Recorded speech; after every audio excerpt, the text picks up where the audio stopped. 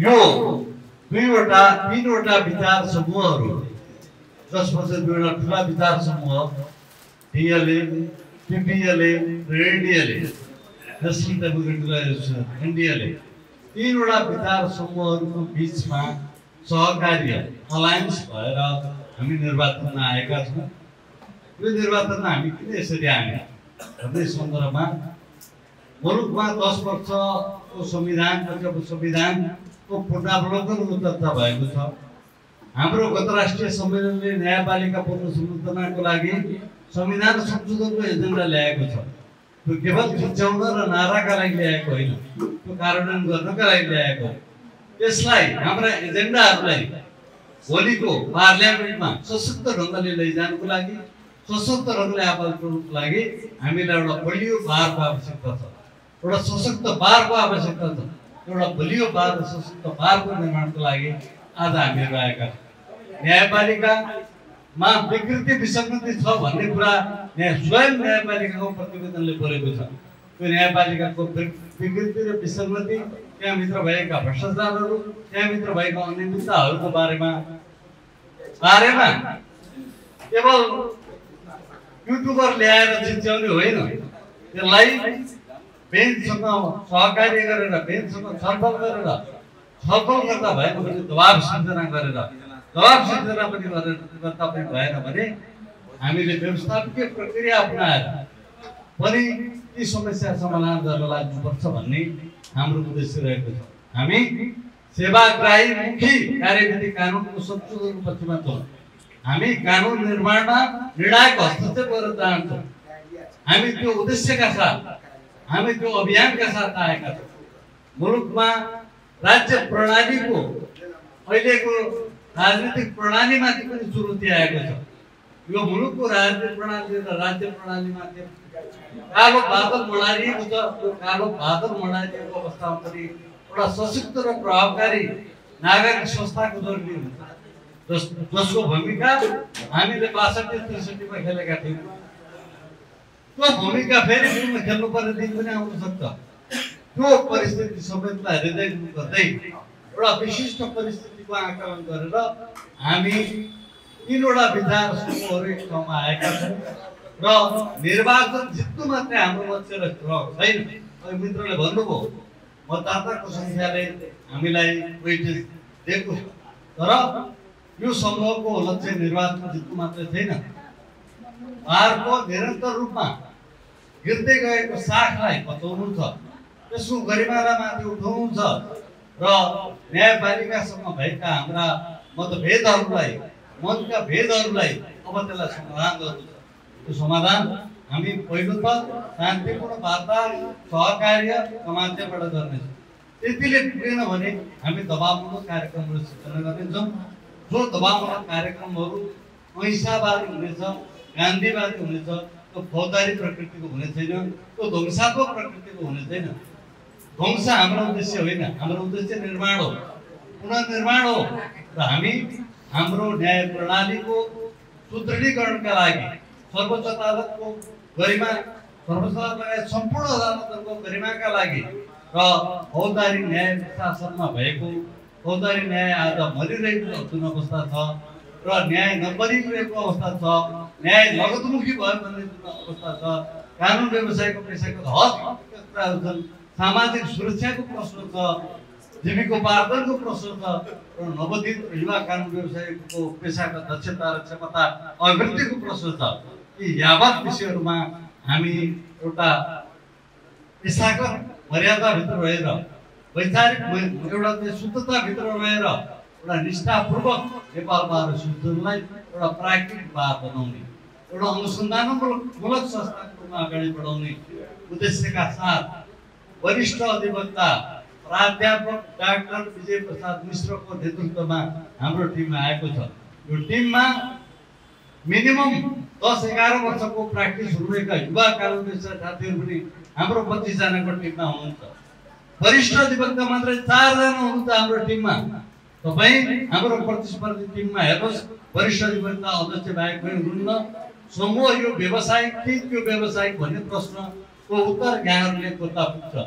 हाम्रो टिम विजय.org को वेबसाइट छ र हाम्रा साथीहरूको खुला किताब जस्तो चाहिँ एउटा परिचय छ।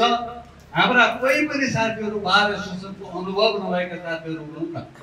कोही बार एसोसिएसनको पूर्व अध्यक्ष भइसक्नुभएका धेरै साथीहरू, पदाधिकारी रहेका साथीहरू, सदस्य साथीहरू पनि बार एसोसिएसनको अनुभव प्राप्त गरिसक्नु भएको छ। र एभरेजमा 20-25 वर्षको एभरेजमा हामीसँग 10-12 वर्षको काम पेसा गर्नुभएका युवा साथीहरूदेखि 35-36 वर्षसम्मको अनुभव भएका वरिष्ठ अधिवक्ताजीहरू र त्यसका अलावा हामीसँग 20-22 वर्षको एभरेजको अनुभव भएका साथीहरू हुनुहुन्छ। हामीसँग एकजना त पिएचडी होल्डरै हुनुहुन्छ। हामीसँग 4 जना मान्छे पिएचडीको पाइपलाइनमा भएको साथीहरू यो समूहमा हुनुहुन्छ। अब तपाईहरुले भन्नुस् व्यावसायिक समूह प्राध्यापक डाक्टर विजय प्रसाद मिश्रको हो कि रमन श्रेष्ठजीको हो?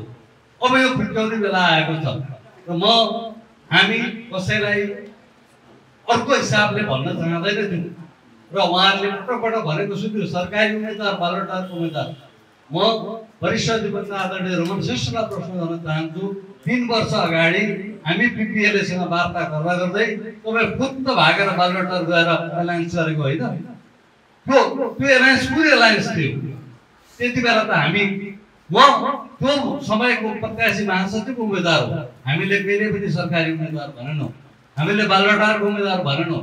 त्यसकारण साथीहरू, सम्पूर्ण कानुन व्यवसाय मित्रहरू, कानुन व्यवसायले आफ्नो मित्रता प्रदर्शन गर्ने हो, आक्रोश प्रदर्शन गर्ने होइन, ध्वंसात्मक शब्द प्रयोग गरेर होइन, चिच्याएर होइन, त्यो पपुलिजम लोक रिज्याइका शब्द प्रयोग गरेर बाहिर लोक रिज्याइ गर्ने, भित्रभित्र साँठगाँठ गर्ने, भित्रभित्र सिन्डिकेट चलाउनेहरूको प्रतिनिधि यो समूहले गर्दैन। त्यसकारण हामी दुई वकिलका प्रतिनिधिको रूपमा प्राध्यापक डाक्टर विजय प्रसाद मिश्रलाई काठमाडौँका कानुन व्यवसायले लिनुभएको छ र हामी दुई वकिलका प्रतिनिधि हौँ। हामी फौजदारी न्याय प्रशासन सुधारका कुरा गर्छौँ, देवानी मुद्दाका कुराहरू गर्छौँ, न्याय लगतमुखी भयो भन्ने कुरा प्रश्नहरू उठाउँछौँ, कानुन व्यवसायका हक हितका कुरा गर्छौँ, कानुन व्यवसायको सामाजिक सुरक्षा, पेशागत सुरक्षा लगायतको हामी लयर्स एकाडेमी मार्फत ती कामहरू गर्छौँ। बार काउन्सिल मार्फत हामी हाम्रो पेसागत शुद्धताको माग गर्छौँ र हामी अर्कालाई एउटा औँला फडाउँदा 4 वटा औँला आफूतिर फेडिएको छ भन्ने कुरालाई हेक्का राखेर संयमतापूर्वक हामी निर्वाचन अभियानमा घुमिएका छौँ र आगामी 3 वर्ष यहाँहरूले हामीलाई जुन एउटा मतभार दिनुहुन्छ, भार हामीलाई बोक्नुहुन्छ, त्यो भार प्रपरली बोक्न सकिँदै सकिँदैन भनेर हामी हरेक दिन चिन्तामा छौँ। हामी कुनै उत्तेजनामा छैनौँ, हामी कुनै आवेशमा छैनौँ र यो पनि उहाँले पटक पटक भन्दा गर्दाखेरि यसो कहिलेकाहीँ त पृथ्वीनारायण शाहले भने जस्तो जाई कटक नगर्नु के कटक गर्नु भन्नुहुन्छ हाम्रो अध्यक्षज्यूले, धेरै झिकी कटक गर्नु भन्थ्यो। त्यो झिकी कटकसम्म गरेको हो बडामाला पृथ्वीनारायण शाहको दिव्य उपदेशलाई मैले यति कुरा यहाँको बिचमा राखेँ र प्राध्यापक डाक्टर विजय प्रसाद मिश्रको समूह वास्तवमै व्यावसायिक समूह हो, वास्तवमै नेपालवाद गर्ने समूह हो। स्वयं उहाँ प्राध्यापक डाक्टर विजय प्रसाद मिश्र काठमाडौँ जिल्ला अदालत बार सदस्य, त्यसको सचिव, त्यसको अध्यक्ष, नेपालवादको केन्द्रीय सदस्य, नेपालवादको महासचिव भइसकेको व्यक्तित्व हुनुहुन्छ। प्राध्यापक त्यत्तिकै उपाधि दिँदैन, डाक्टरको उपाधि त्यत्तिकै दिँदैन। त्यसका लागि एउटा बौद्धिकता, त्यसको एउटा श्रमिक दृष्टिकोण र प्रज्ञा छ। हाम्रो पेसा प्रज्ञामूलक पेसा हो।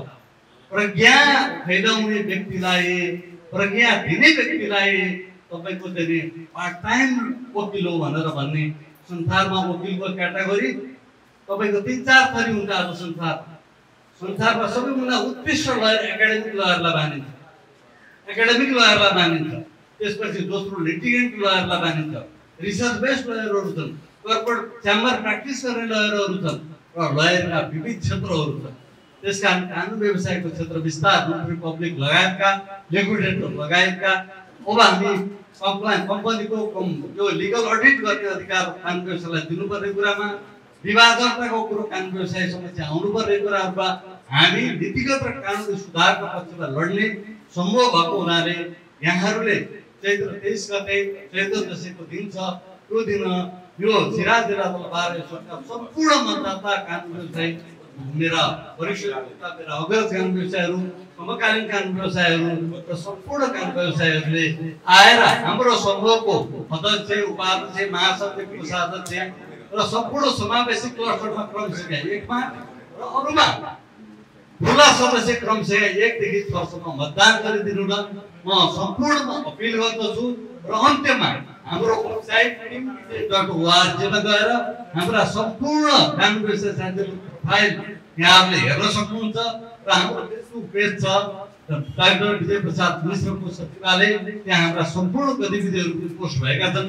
त्यसलाई शेयर गरिदिनु न, लाइक गरिदिनु न, मेन्सन गरिदिनु न, ट्याग गरिदिनु न, हाइलाइट गरिदिनु न पनि म सम्पूर्ण कानुन व्यवस्था साथीहरुलाई अनुरोध गर्दछु र त्यो गरेर हामीलाई उत्साह भनिदिनु न अनुरोध गर्दै म मेरो भनाइ यही अन्त गर्छु।